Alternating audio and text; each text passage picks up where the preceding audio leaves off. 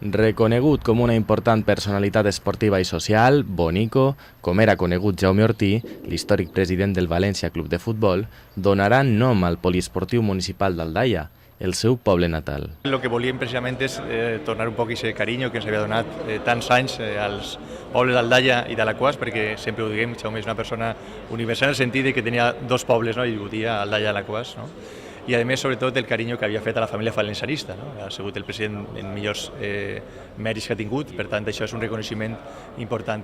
Els ajuntaments d'Aldaia i Alaquàs, dos pobles germans molt vinculats a Jaume Ortí, han acostat posicions per tal de dur endavant este projecte.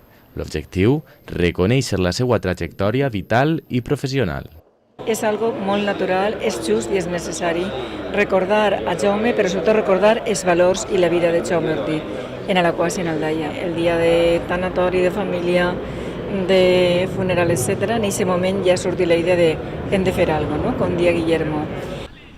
Tot i que el canvi de nom ja és visible, l'acte oficial en què el poliesportiu d'Aldaia passarà a anomenar-se Jaume Ortí tindrà lloc així este divendres a les 7:30 de la vesprada.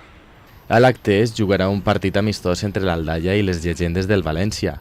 Els mítics Albelda o Xisco seran alguns dels jugadors que hi participaran.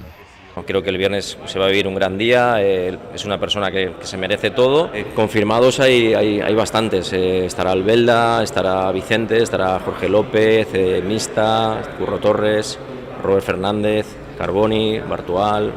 Bueno, yo creo que son jugadores de la época cuando él estuvo presidente. Jaume Ortí, com han dit tots, no era sols president del València Club de Futbol, sinó era una persona volguda en tots els puestos, capaç d'unir a dues poblacions, ha sigut capaç d'unir també a l'afició valencianista en moments de dificultat. I és que Jaume Ortí ja forma part de la història de la comunitat. Ara, el seu nom quedarà gravat per als d'Aldaia i Alaquàs per a sempre.